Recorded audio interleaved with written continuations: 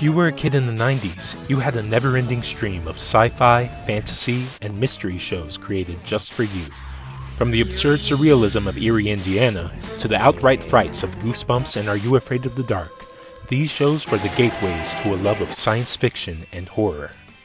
While a few of these shows have upheld well over the years, many of them have not. For some, the scariest part about them today is the atrocious child acting.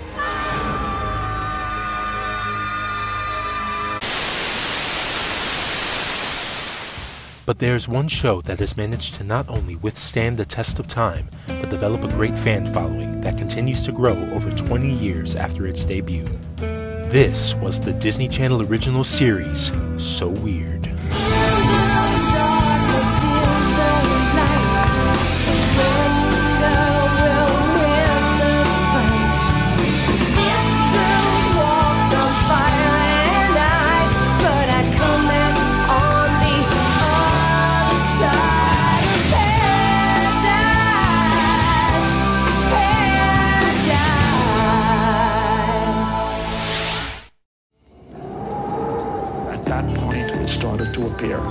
So Weird has its roots in the paranormal news program called Sightings that premiered on Fox in 1991. The show took a look at people who claim to have experienced paranormal phenomena, ranging from alien abductions to experiencing the afterlife itself. Two producers from the show, Michelle Davis and Alec Griffith, had the idea to create a fictional children's program that took some of the stories from the show and incorporated them into a narrative. They approached executive producer Henry Winkler about the idea. Yes, that Henry Winkler. Hey!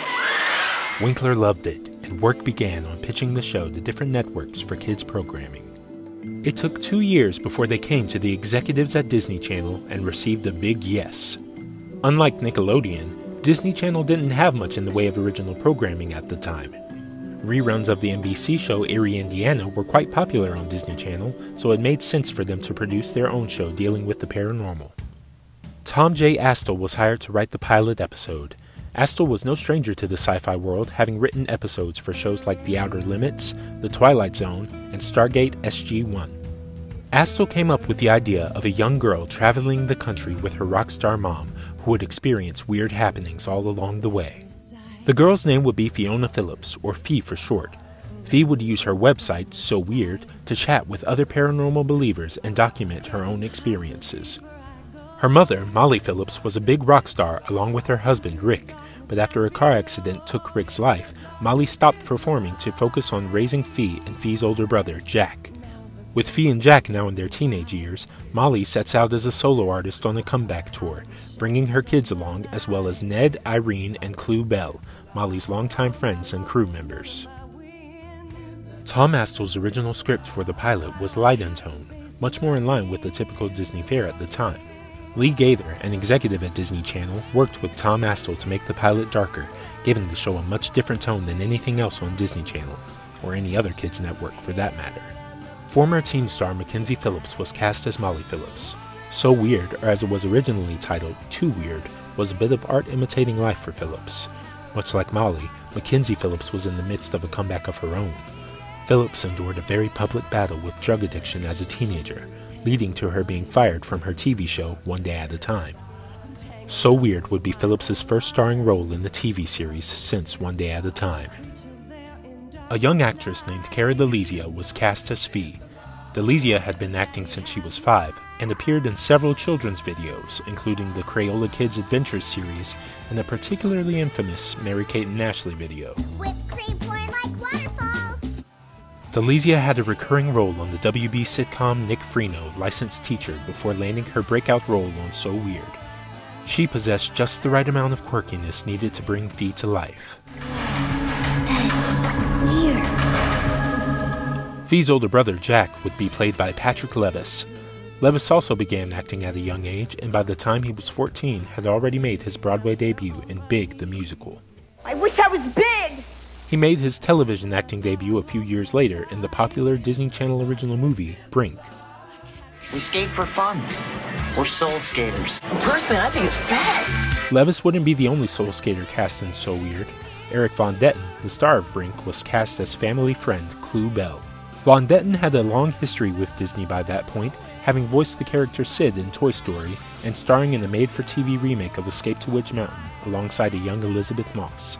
He was the perfect person to play the lovable, often clueless Clue. Clue's parents, Irene and Ed Bell, would be played by Belinda Metz and Dave Squatch Ward. Metz was a Canadian singer-turned-actress with dozens of credits, including a guest role on another creepy kids series, Goosebumps. She joined the cast of So Weird after the pilot was filmed. An actress named Tara Rothery played Irene in the pilot.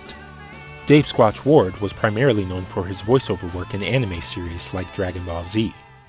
I don't know. He was building up his power and then the TV went on the fritz. His gruff voice fit the role of Ned, Molly's head roadie, perfectly. With the cast set, work began on the pilot. The pilot episode of So Weird was shot in Vancouver, Canada, and directed by Sean Levy. Levy had also directed the pilot episode of the famous Jet Jackson for Disney Channel. Years later, Levy would be an executive producer for another sci-fi show focused around kids, Stranger Things. The pilot makes it clear early on that So Weird wouldn't be like the other shows airing on Disney at the time. It would provide a realistic portrayal of a grieving family. He's still here and I know it. I hate this. I hate that you keep doing this. People die, and that's it. When you die, you're history. You never come back. You're gone forever. I'll never believe that. It doesn't matter what you believe.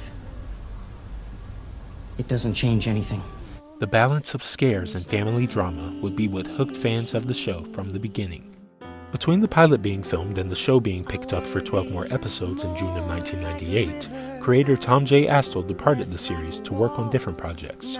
Lee Gaither brought on the husband and wife writing team of John Cooksey and Allie Marie Matheson.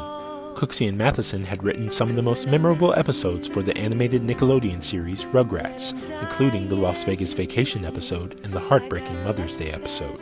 See, guys? I do have a mom. She's right here in the flowers. They'd also written an episode of The Outer Limits and the screenplay for the hit Disney Channel original movie Halloween Town. Matheson had the sci-fi gene in her blood. Her father was Richard Matheson, a legendary science fiction author who also wrote over a dozen episodes for the original Twilight Zone series, including Nightmare at 20,000 Feet. There's a man out there. John Cooksey and Allie Marie Matheson would bring the darkness and emotion that set So Weird apart. So Weird premiered on Disney Channel on January 18, 1999. The series was named one of the top 10 shows for kids by TV Guide prior to its debut. Kids were hooked on Fee's encounters with the unknown. The series averaged 950,000 viewers per episode in its first season. The show appealed to a wide audience, and not just kids. Our intent is that the young child, his or her parents, and grandparents will all watch the show and have something to talk about when it's over. One unique aspect of the show was the original music written by Anne-Marie Cullen, who went by the last name Montague at the time, and lyrics by executive producer John Cooksey. Unlike the pop music that Disney Channel featured in their other TV shows and movies, the music in So Weird fit firmly into their folk rock genre. Mackenzie Phillips's voice added a raw edge to the music, and the lyrics often referred to more mature topics like love, loss, and sacrifice. The songs often added an extra emotional layer to the episodes, like the song featured in the fan favorite, Rebecca. What is it about me, Jack? Why do I have to lose so many people? It's just that sometimes when you lose so much, you just can't stand to lose even one more thing. History clouds what I remember, the one that I wanted her to be. Mystery shrouds her like an island. Does she still remember me? All my life is like a turnstile, so many strangers passing through. There have been more than I can number, but I still remember you. Oh, Rebecca. Despite producing 21 original songs over the run of the show, a soundtrack has never been released. For years, the only way to listen to the music was low-quality audio rips from recorded episodes. That changed in 2015 when a mysterious YouTube user named Brickery the Joker posted full-length studio tracks from the first 2 seasons onto YouTube. For the first time ever, fans were able to hear the songs in high quality and in their complete form. So Weird was unique in other ways too. Unlike most shows aimed at a young audience, So Weird featured a storyline that continued to grow and evolve over time. Things that are mentioned briefly in Season 1 aren't brought up again until Season 2, and turn out to be major plot points. It's funny that Fee's into all that weird stuff, isn't it? You haven't told her? So, are you worried about Fee? Every mother worries about her daughter. I suppose warning her about her father wouldn't, make her more cautious? Why should it? Nothing I ever said to Rick made him more cautious. So, you haven't told her? Just shoot the video, John. Don't try and direct my life. Plot threads like that were usually reserved for shows aimed at an older audience, but that's what made So Weird so special. The writers never treated the audience like kids. They prioritized storytelling over everything else. The show was also one of the first shows in the 90s to have the internet deeply integrated into its plot. Kids could even visit Fee's So Weird webpage for real and explore more about the show. It seems commonplace today, but the website was pretty groundbreaking at the time. The series featured guest appearances by future Proud Family star Kyla Pratt, Grammy Award winners Dionne Warwick and Bo Diddley, and 90s singing groups Shadazy and the Moffats. Executive producer Henry Winkler guest starred in the Halloween episode Boo. Some familiar faces from other 90s shows and movies appeared as well, including Kevin Zegers, Nadia Nascimento, and Jewel Staite. According to executive producer John Cooksey, Staite's role almost went to a then up-and-coming singer. He said, "We have this girl down here that we'd really like to put in the episode Siren, but she has to use her own song." And I'd already written questions. And that song was Genie in a Bottle with Christina Aguilera. And we got to the end, and it was like, yeah, she's pretty good. And I said it, and I called him back and said, "Nah, I don't know, I want to use my own song." So that was the worst decision I've ever made in my entire career. Season 2 premiered on August 27th, 1999. From the first episode of the season, it was clear that the show would take on an even darker tone than the first.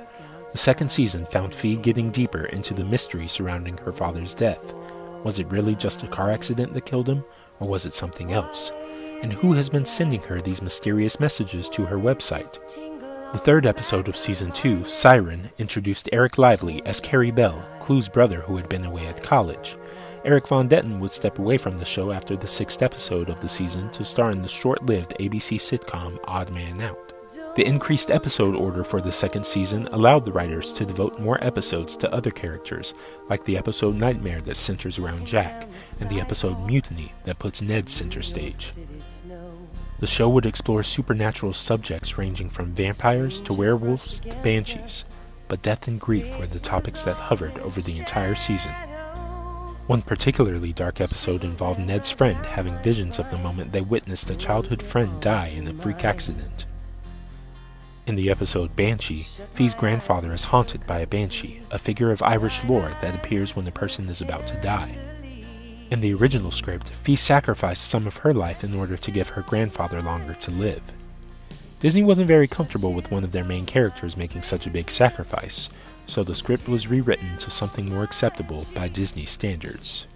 While Disney would only object to part of the episode Banshee, they'd reject another episode in its entirety.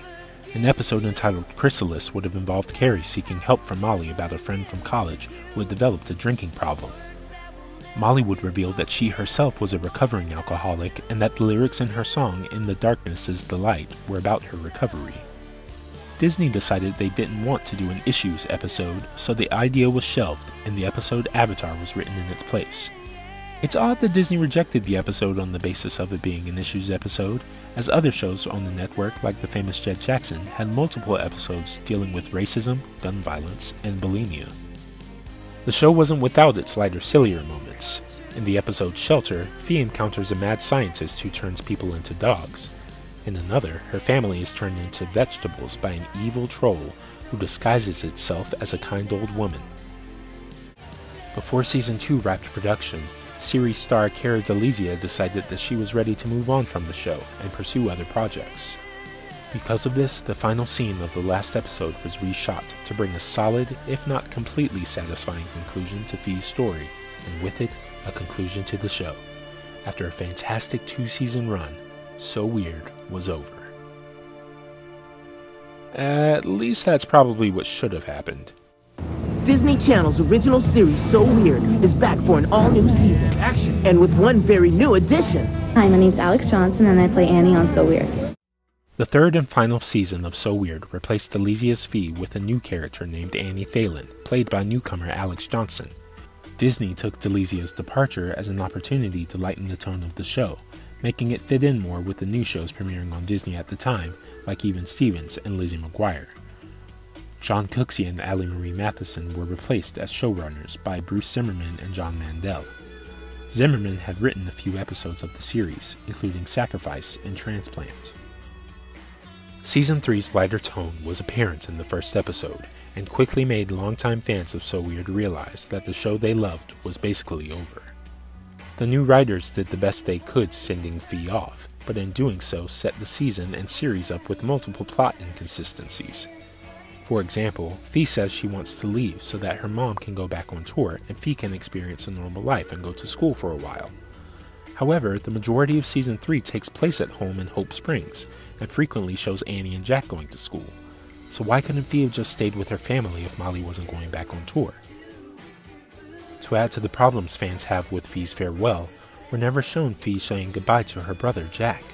So much of the show was built on exploring Fee and Jack's relationship, so not getting to see them say goodbye to each other in Delizia's last episode was truly disappointing. The rest of Season 3 continued to disappoint fans, offering stories that could have been at home in any other sci-fi show aimed at kids. What once made So Weird so special was gone. The series no longer had an overarching plot, and became even more of a Monster of the Week type show. They tried to give Annie a mystery to solve in the form of a panther that would appear to her, but this story wasn't integrated into the show nearly as well as Fee's longing to connect with her father was in the first 2 seasons. Speaking of that plot thread, it's pretty much dropped. In fact, it takes until episode 17 of Season 3 for Rick to be mentioned at all. Fans of the series felt betrayed that the show would turn away from what drew people into So Weird in the first place. But Season 3 of So Weird was a sign of what was to come for Disney Channel. Alex Johnson was technically the first in a long line of young Disney Channel stars who would be marketed as singers as well as actors. The songs Johnson sang on the series were aired as music videos in between commercial breaks on the channel. So in a way, So Weird and Alex Johnson paved the way for future Disney Channel stars like Hilary Duff, Miley Cyrus, and Selena Gomez. The series finale of So Weird aired on September 28, 2001. The episode, The River, was basically just a clip show with a loose narrative thrown in, a fittingly disappointing end to a disappointing season of an overall great show. Fans were hopeful that Disney would make a Disney Channel original movie for the series that could provide a more satisfying ending for So Weird, but they never did. So Weird was officially over. But So Weird's story doesn't end there. Because of the show's passionate fan base, So Weird fan sites began popping up online in the years following the series' cancellation. On one of these fan sites, a fan posted a lengthy interview with John Cooksey who revealed what Season 3 would have been if Cara DeLizia hadn't left and Disney Channel hadn't pushed the series in a different direction. Many of the show's plot points would have been connected, and things that were only alluded to briefly in previous episodes would be brought back and proved to be important to the show's finale, which would see Fee go into hell, or at least the Disney Channel version of hell, to rescue her father. It's fascinating to think of the show that could have been if Season 3 had gone as planned. It could have taken So Weird from being a great show to being one of the best sci-fi horror series of all time, let alone the best one for kids. So Weird lived on in reruns after the series finale aired, but in the fall of 2002, Disney Channel underwent another rebranding, and shows like So Weird, The Famous Jet Jackson, and The Jersey were relegated to time slots late at night. By 2004, they were taken off the Disney Channel schedule completely. Unlike Jet Jackson, which popped back up on Disney XD in 2009, So Weird never came back to television in the US after 2004. Fans of the series petitioned Disney to release the series on DVD to no avail. There was no legal way to view the series, so fans turned to bootleg DVDs and download sites. Year after year, So Weird fans hoped that Disney would do something with the show, but they never did. In fact, Disney rarely mentioned the show ever. It was as if the show never existed.